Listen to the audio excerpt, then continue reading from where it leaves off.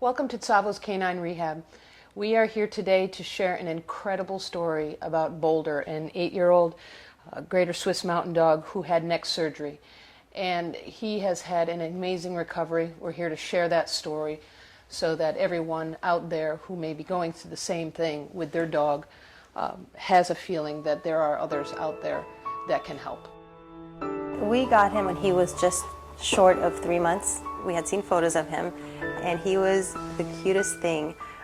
Just small. We took him out right away. It was like kisses galore. It was an instant bond. He was such a sweet dog. There was a day that we had some friends come over with their puppy, and they were playing, and they were kind of just playing around in the grass. And I noticed something different in him. His hind end would start to buckle underneath him. And that was the first thing that made me think something's a little weird here. And then from that point to the 2 weeks that followed, it was just more of the drunken walk, what they call the drunken walk, and the swaying. But it was strange, but he was able to walk up until the day he went in for his MRI. When we brought him home after the MRI, he wasn't mobile, and I thought it was the anesthesia still waiting to wear off. And then there was a moment where he got really anxious, crawled to the door.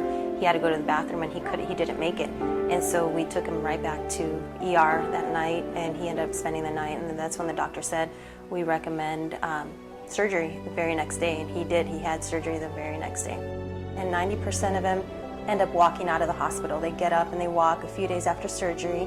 And unfortunately, Boulder was in that 10% that didn't.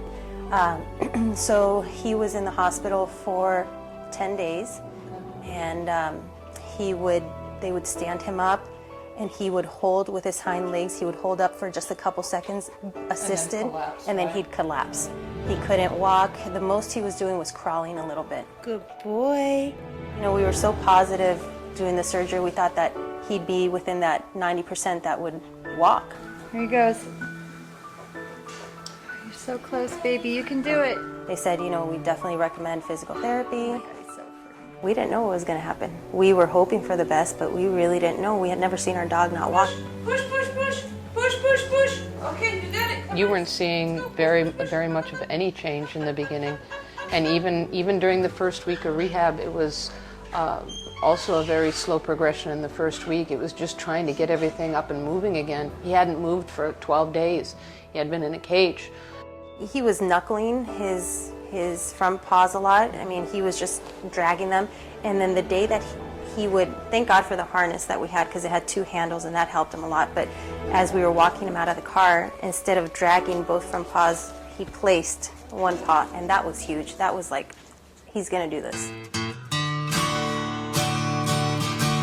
Let's go. Good boy.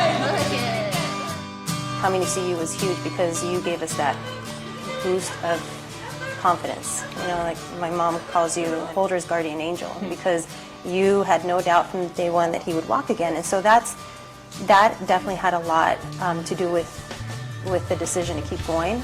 And knowing that he was just so short out from surgery, it was like we needed to give him a little bit more of a chance to recover before we made that call that the quality of life was being compromised.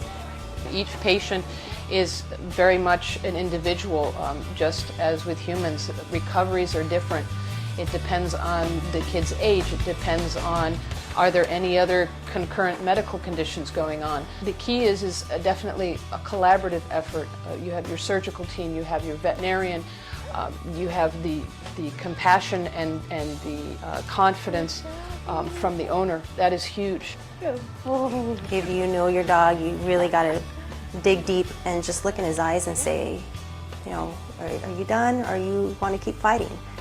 And I did that with him, and I knew that he had fight left in him. After everything that we've been through and just seeing him not being able to walk, this is huge. We wanted to present this case to you today so that you all know out there that if you have some sort of a medical condition, physical, musculoskeletal condition with your dog, that there is hope. Whether it's surgery is called for or not, there is hope out there with rehab and intensive care to get your kid up and walking again. And there are people out there that have experienced what you've experienced, and you're not alone.